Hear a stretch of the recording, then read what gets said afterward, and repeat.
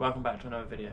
Where we left off in the last one was I just made a bracket for the engine stand and it was hanging on the engine lift. Some toilet rollers just falling over in the background.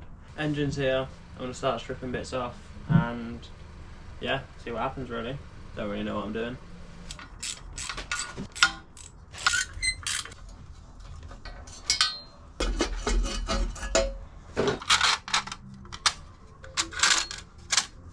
Looks like we've got little bits of metal shavings in the exhaust manifold, which is obviously not promising, but we already knew it was pretty fucked. Next plan is to remove the rocker cover.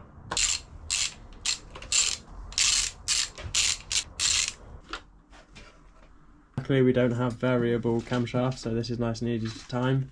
But yeah, I'm going to take the timing off now I guess, and all these covers. What?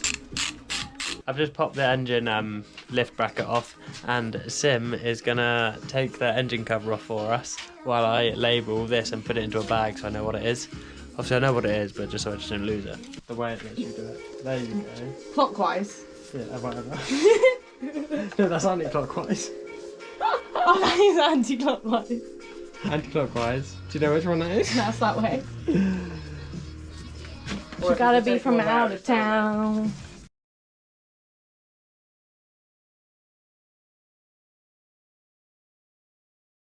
Timing cover's off. I didn't release the tension on the timing chain tensioner, but you live and you learn.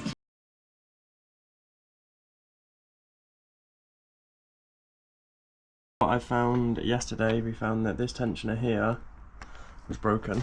Let me find it because I threw it down here.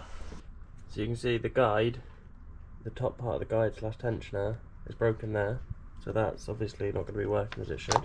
Now what I'm going to do, I got my locking plate. I think this is for a VR6, but I'm hoping it'll fit the VR5. Anyhow, if I can get the cams to line up and then slide that in, great. If not, I'll make one on my own. But yeah, what I'm going to do is quickly put it into top dead center so that it all lines up. So what I've done is I've marked my time in there. So the original notch is at the back and I followed it across so I can see it. And then we've got the little mark on the block and I'm going to quickly line those up now so it should be in top dead center. I've never looked at this side before, but you can see there's a little triangle in there that lines up with the cock behind, which is good. And then this one's attached, so it only fits on one way. Obviously that doesn't really matter until you're stripping it off. Then down here, you have a stripped off tooth. You can see all of those tooths are fine, but where the line is across the block, the seam, there's a stripped off tooth, so that's also in line. Obviously it's slightly out, but that doesn't matter till we're putting it back together. So, in theory, I should be in top dead center right now and able to lock the engine and start disconnecting the top half. I need to take this cog off to be able to take the chain off. Okay, that's not good. This is just what's happened to my locking plate. So I think I'm going to grab some of that 5mm steel out of the van and make a better one because that's just fucking shit. It's absolutely gushing down behind me, so I hope you can hear me. But I got my metal plate, I'm going to mark out a bracket. I'm going to have to trim it down a little bit to fit in, but it's only like 5mm, so it won't take long with the grinder. So this is the plate, it'll go in there like that.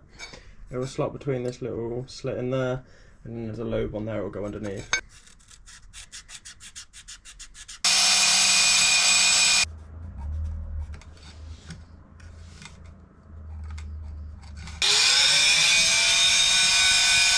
So I've made my plate. I had to grind these bits and this bit down. I probably pissed the neighbours off because it's like 9 o'clock and there was a lot of grinding. But that goes into there. I'm just going to tap it in. So that's in there. That's in there. It's a solid bit of plate, so I should screw it to stop it bending. But I don't think it's going to because it's 5mm. Yeah, there we go. That's undone. No drilling today.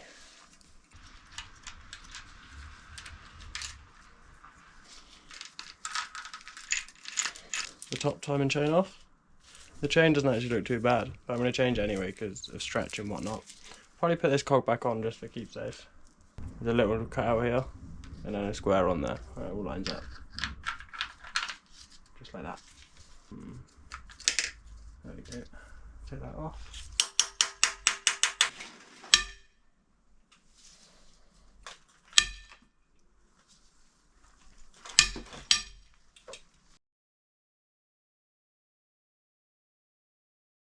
what I want to do is I want to take off the injector fuel rail, because last time I did it in the engine when I couldn't get it off, I don't think I hadn't done it quickly, because when I was looking at like replacement parts in case I break anything, when I was looking at the back of one of those, it's only the bolts holding it on, and now I've looked at the engine, I think I missed this bolt, so I'm going to see if I can whip this off, because the injectors don't actually go into the head, they go into this plastic down here, so if I can take that off, I'll be a lot more comfortable that I'm not going to break it, so that's what I'm going to quickly do.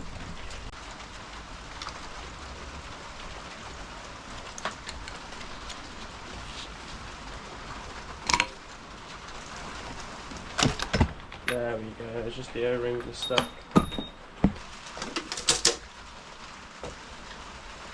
So I'll split the head off and everything looks really good. Obviously we've got quite a bit of carbon build up and stuff that will be cleaned off. But it is an old engine, that's expected. There's no obvious damage. And then when I go look at the valves. So I put a new head gasket on it, but once again, there's no obvious damage. These ones look to be sat a little bit high, maybe. But no, I think that looks good. Obviously I won't be able to tell about the valves either until, unless I take the camshafts off. And I'm not too sure that I want to take the camshafts and all the lifters out. I've been looking into it. I might not. I noticed there's a load of coolant still in the engine, so I've gone and got myself a siphon pump, so hopefully I can squeeze the coolant out. Most of that liquid is out now, so I'm not too worried about taking things out and the coolant squirting everywhere. What I'm going to do now is start stripping the bits off the side, like the accessories. I think it's the power steering pump, the bracket for the alternator, just bits like that, just so it's less weight, and when I spin it upside down it's a bit easier.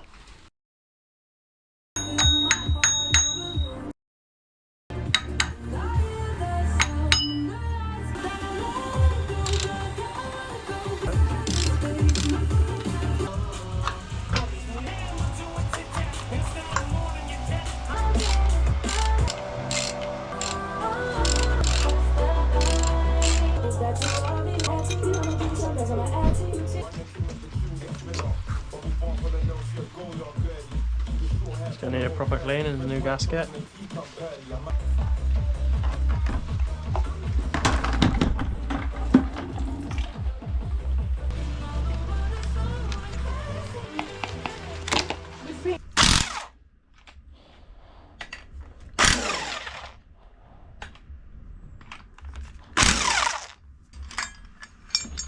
So, a bit of good news and a bit of bad news.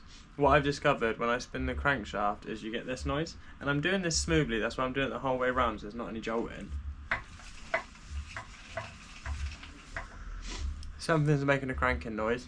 So my plan is, I'm going to strip all of the components off the outside, like the water pump, the oil cooler, don't know what this is, but I'm going to strip all of those components off. And then once I've stripped it, I'm going to turn it upside down and start disconnecting each rod. So disconnect one, give it a spin, and find out if it's any of the rods making that noise, and the pistons. And then hopefully it's not the main bearings on the crankshaft, because that's a bit of a bigger worry for me. I don't know if I have to buy a new crankshaft and stuff, or if I buy new bearings, can I put the old crankshaft in, or do I need to get the crankshaft? There's so much that can go wrong, but I got to remember I'm doing this on a budget. The next step, strip this thing off. I think this is your water pump, your coolant pump, because there's coolant on the other side of it. Kind of makes sense. But yeah, I'm pretty sure it's take these off, and that will probably come off, and I'll probably have more bolts behind it to get it out. But from the other side, it looks all mucky. It needs to come out and be cleaned. I don't really know how I can lock this actually. If I can get another Allen key in there, I might be able to do something. That worked. Don't know how I'm going to do the last one though, because I've got nothing to grip. Right. Maybe if I put the Ugga Dugger on it.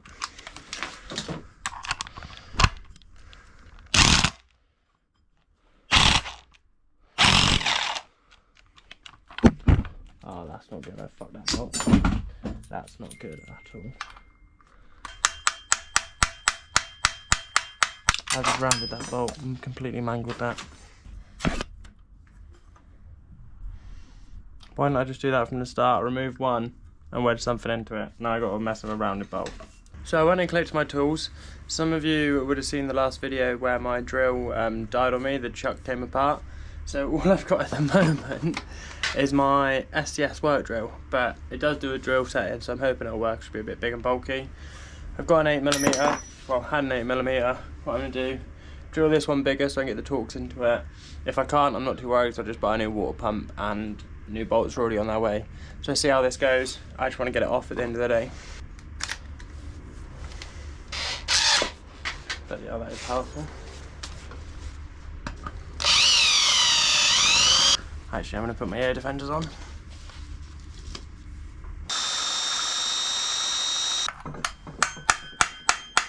That 8mm drill bit wasn't doing anything to the bolt, the Torx wasn't hammering in, so I've just grabbed the 10mm titanium bolt in hopes to be able to take the head off and then just get the pulley off, and then I'll buy a new water pump, and I've already got replacement bolts on their way.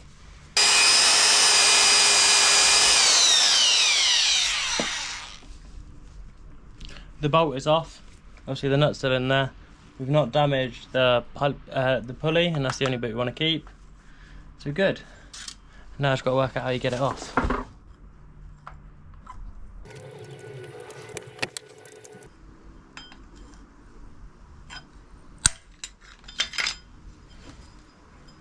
Pulley's off. There's my water pump. I'm going to take these bolts out a lot more carefully this time. I'm even going to pre-spray them.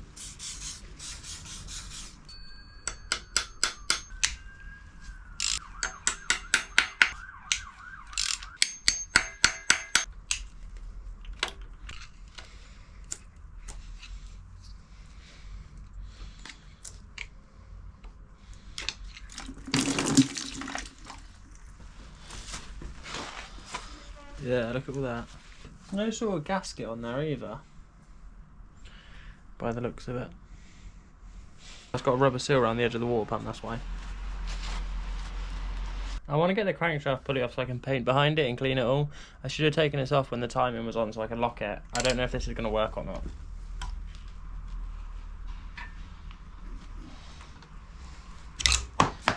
No, it's not. That's staying on there and I'm cleaning around it.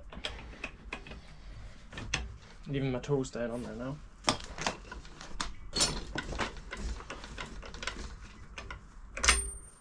Next task is take the oil filter out. Luckily my adjustable spanner on max setting just about goes on there. So next task is to get this off.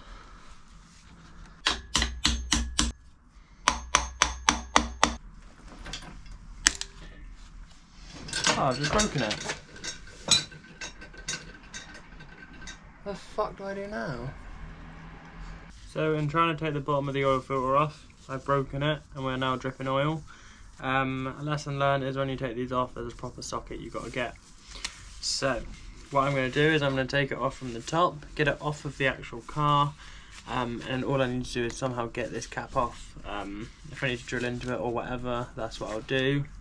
But I thought it's easier to get it off the engine, and then anything that is broken, when I take it off, won't contaminate the engine, and then I can just clean up the oil filter body on its own, and then just buy a new cap for it. But yeah, you live and you learn. That's a bit of a pain, and it means it's about to get very messy.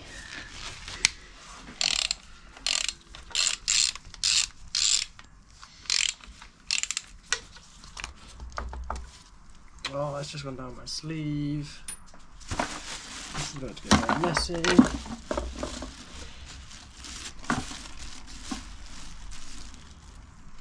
That wasn't actually that bad.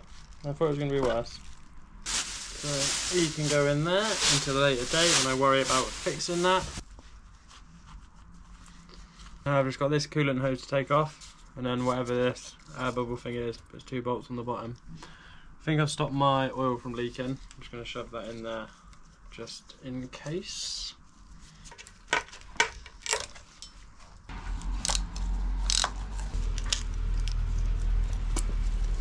No idea what this is. I'm going to have to Google this part number and find out what this actually does. So this is a ball vacuum damper, and it's just a reservoir for the vacuum. So apparently this runs up to the intake manifold and goes onto a T-junction somewhere. So we would have disconnected it somewhere along the way. I'm going to see if we can blank it on the way back, if we need it or not. It's kind of pointless. I probably do need it, that's why they put them on there, but it is pretty pointless. Anyhow, that's everything stripped off the engine. I've just got to do the pump on the other side and the cog, get that off, and then we can turn the engine upside down and hope it doesn't track oil all over the floor. Clean that off, that'll be repainted. Just going to take the dipstick out, and it's literally a case of just lift it up and wiggle it out. There you go, it just goes in nicely. All of this can all just be cleaned up. Tensioner's pretty worn. Got some nice grooving in the tensioner. Bollocks. I'm not really sure what goes behind this spindle, so I'm going to pop this cap off to see if it tells me anything, because I don't want to go taking those screws off just yet, as they look a bit worn already. See what this is.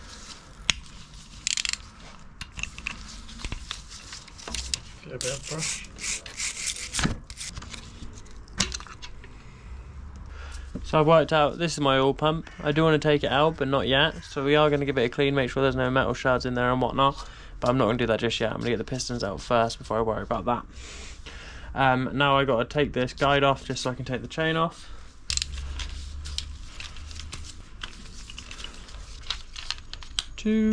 Pop those back in. I think the guide just slid off anyway, actually. But oh well. I'm going to see if it's still making that clicky noise when I spin it. And then it's time to get the pistons out.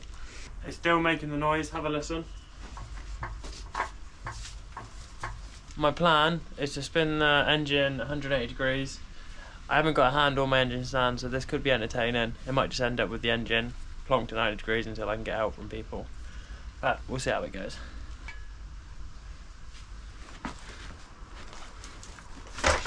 Shit, oil, fuck, bucket.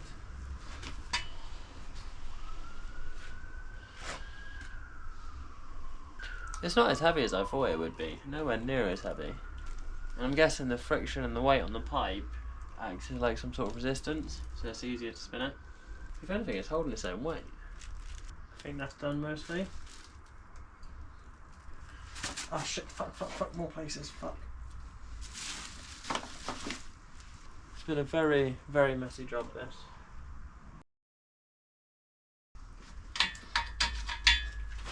I think that went better than expected. Not great, but better than expected. I've put the bin bags down for protection just while the engine drips out for a bit. There's still quite a bit of oil left in it. I'm surprised nothing has gone on the garage floor, which is very, very lucky. I was pretty handy with that bucket, I'd say. And yeah, once that's stripped out, I'm going to take the sump off. So now I've got the sump cover off, I can actually hear the knocking noise a lot louder, and it's coming from this end cylinder. So my plan is to disconnect this cylinder. Obviously I'm going to number them, so 1, 2, 3, 4, 5, working as if the engine's upside down. I'll take this off, put it in a bag for number 5, and then see if it's still making the noise. But first got to get the oil pump off. Oh, the bolts.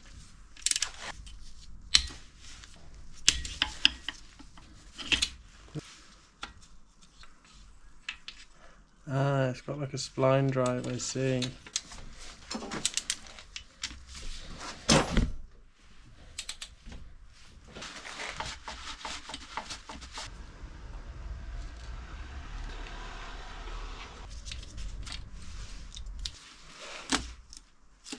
I've just managed to yank one of the pistons out. My camera died, so I didn't really get you coming out. But the piston's good. All the grooves are good. What our problem is, by the looks of it, these bearings are shot. They're peeling on the inside. You can see the wear on that one, so gonna get some new bearings. Inside, the con rod looks good. Can't feel any grooving or anything. Once I get some new bearings in there, this one should be good. Obviously we'll do the whole lot. Piston rings look good. We'll put some new piston rings in there, but we'll copy the piston gap and stuff. Probably make it a bit tighter because there's a bit of compression leak beforehand. I'm going to spin the engine now, see if it's going to make that noise, and hopefully that might have been the problem. I don't know, we'll have a listen. So it's not making that noise anymore, which is good news.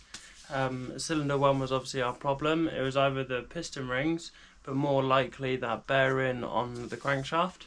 So what I'm going to do is I'm going to order 5 connecting rod bearings. I'm also going to have a look at the bearings for the main shaft, because then they're probably going to need doing as well. But my only issue is if I want to take the main shaft out, I need to take this plate off, which means I then need to take the pulley off, which means putting it all back together so the timing can go on just so I can get tension. It's a bit of a nightmare, but I could do that. I think after seeing that bearing, I'd rather do it all properly. But yeah, I'm just going to clean this so the paint pen sticks to it.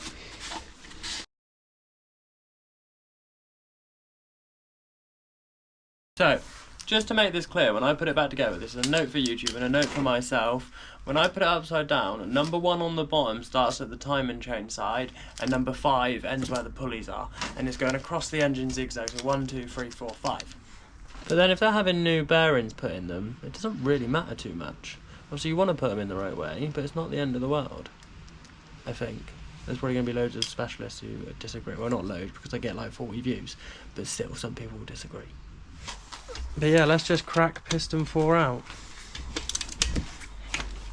What I need to do is take all of these pistons out, and then because I need to take this crankshaft pulley off to get the crank out, I need to actually put the engine back together, lock the timing again so I can see if I can get this undone.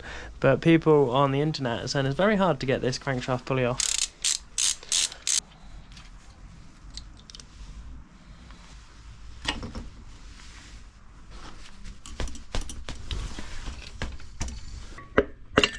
Now I've taken that piston out and the com rod, you can see bits of metal on the crankshaft. So what I need to do is take the crankshaft out, because if that metal has been sucked up to one of these oil journals, that's also going to burn out the bearings. So that's what I think the problem is. I got to strip the crankshaft out and the rest of the pistons. Obviously I've taken 2 pistons out already on camera. I'm just going to whip the other ones out. I've also got to turn the engine up the other way, put the top end of the engine back on so that I can lock the camshafts and try and remove the pulley on the crankshaft pulley. Yeah, well, try and remove the crankshaft pulley. But I've seen on the internet people are saying it's impossible and you need machine tools and all this stuff, so I'm not looking forward to it, but like normal I'm going to give it a go. Oh, these gloves are way too small for me. Look at that.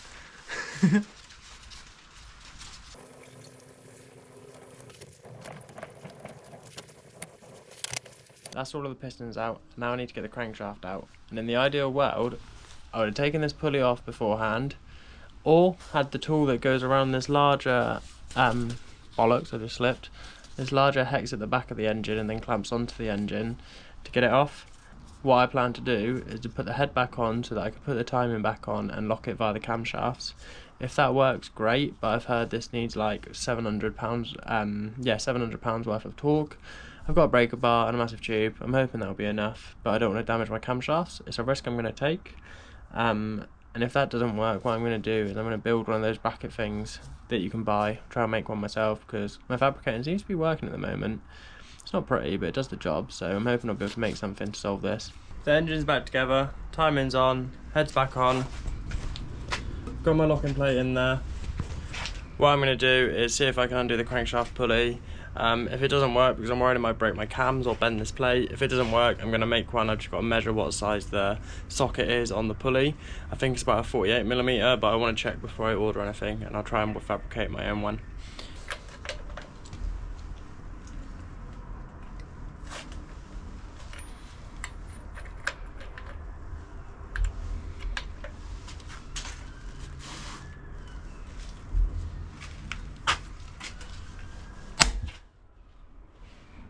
What just broke? I think my timing is just jumping. That's what's just happened to my plate. Timing jump by the sound of it. Cams aren't broken though, which is the one thing I was worried about. But yeah, I think I'm going to have to make a bracket to get this off and weld a socket that comes out, goes round, attaches to the block, and then this one goes on the inside. What a bloody nightmare. So that's all I can really do with taking the engine apart. Until I'm able to get that crankshaft pulley off, I can't remove the crankshaft out of the bottom, because there's a cover on the bottom end of the engine that you take off so you can lift the crankshaft out, and the bolts for that are behind the pulley. What I'm going to do is I'm going to end the video there, because that's quite a lot of content. I've stripped the engine down quite a bit so far, and in the next video I'll hopefully be able to get this crankshaft pulley off. But yeah, thank you for watching. I hope you like these videos. They take me a while to make, but I'm putting a lot of effort into them. Hit the thumbs up button, click subscribe if you don't already subscribe, and we'll see you in the next one. Thank you.